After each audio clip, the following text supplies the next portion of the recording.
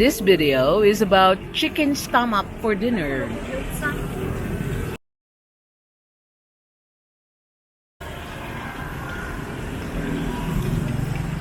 One of the most popular street food here near the call center here in Cebu City in Sykes is this called chicken province. Chicken province consists of chicken stomach deep fried and then deep into sweet and sour or spicy sauce.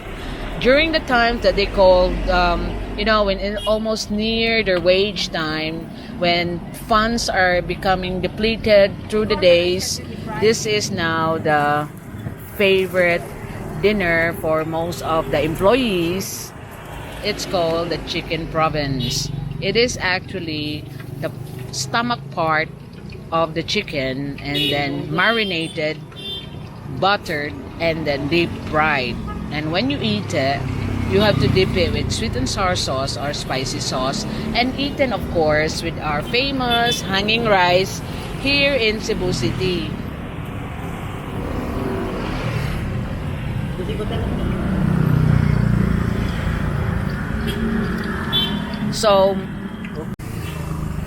So there you go. This is now the chicken stomach rather, that's being cooked into crispy like chicharron. So you can see the forms of it.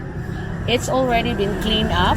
They have boiled it in water before they even marinate it. So when they clean it up, they boil it and then marinate them. And then spread it, buttered it up, and then cook it in deep hot oil. So you have a crispy chicken stomach. 120 pesos dong. This is 20 pesos serving. And then ang puso tagila.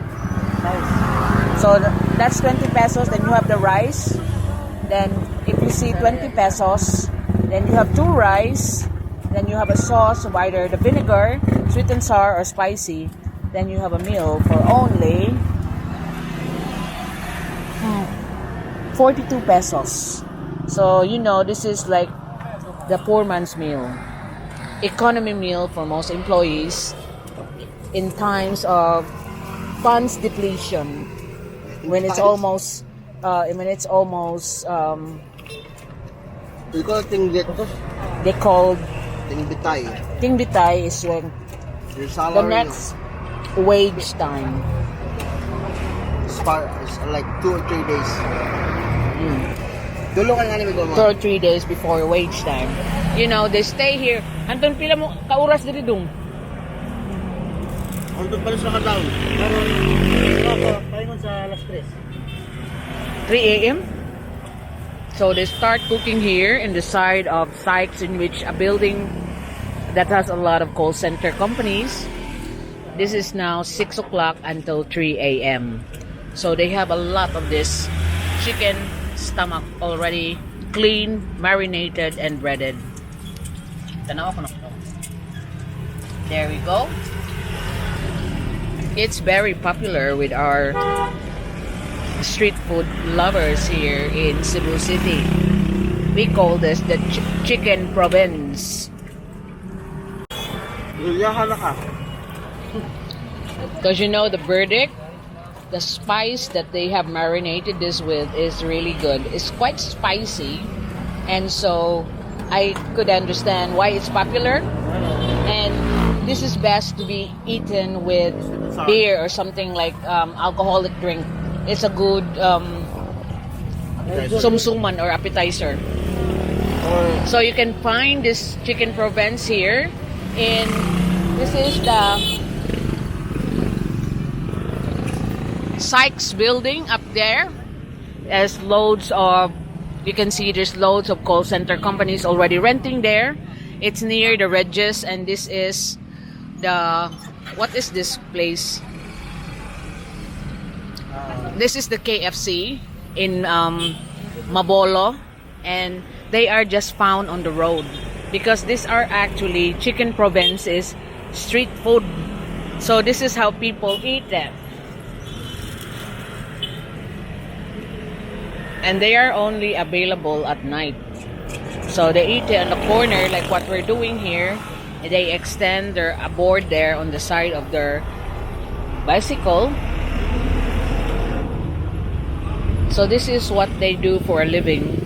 So your sauces, we prefer the vinegar, but their sauces is sweet and sour and spicy sauce. That comes free with your chicken province or chicken stomach. So for those daring explorers out there, you have to taste this chicken stomach, deep fried chicken stomach, and it's really good. So you can see that a lot of call center agent now is here buying on a cheap dinner, very cheap, because it's only 20 pesos per serving, and if you have 2 hanging rice, you'll only be paying 42 pesos for your dimes dinner, less than $1.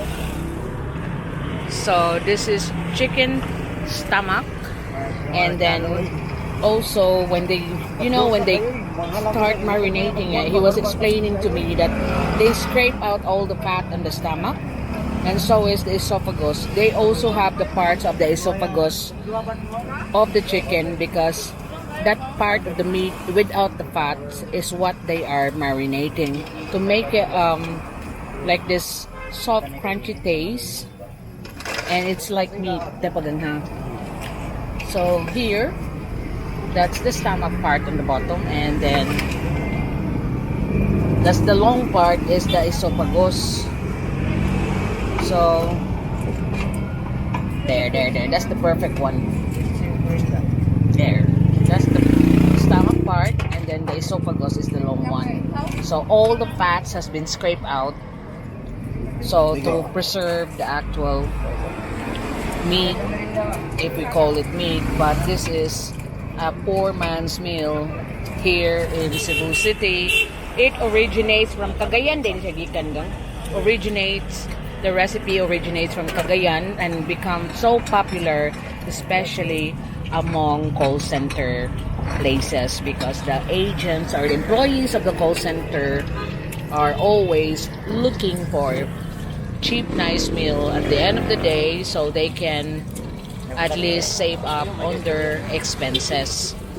So like construction places and also offices are now becoming fan of this chicken province, and they also sell soft drinks, as you see, and water for your beverages, but the people are eating there like that.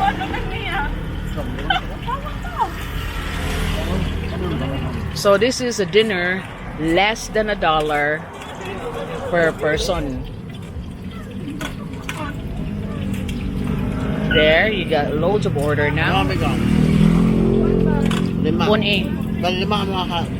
Tanan. So we add another one. We end up with 5 servings because it's really crispy and it's really nice. So you just eat in the corner of their bicycle. Standing ovation. So there's Kuya there. So busy. There's a lot of orders, especially for people who are having a drinking bonding. This is their favorite appetizers.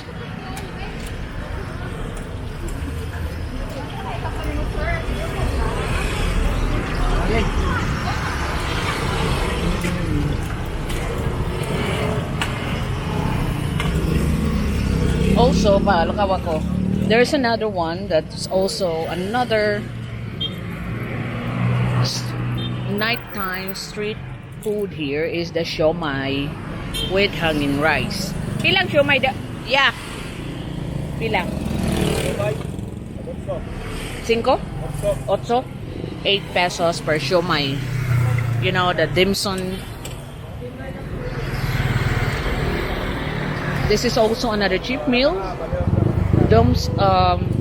Siomai is like dim sum type of steamed pork, and then you also eat it with hanging rice. 8 pesos each. The hanging rice is 6, so you have 2 hanging rice, and siomai is 16, so it's cheaper than the chicken province. But again, another street food cheap meal here in the streets of Mabolo. We are actually on the street.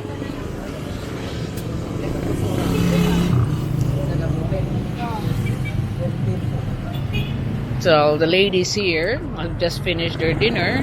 Their cheap dinner, less than $1, two hanging rice each, and a chicken province, 42 pesos.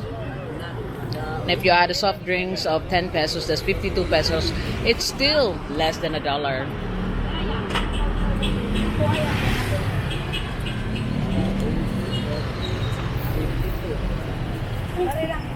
So this one on the streets is peddling all this food until 3 a.m. are really popular with the locals now. Tanawan ko na nato yung siomay, ya. So, what's the flavor? Pork ra. So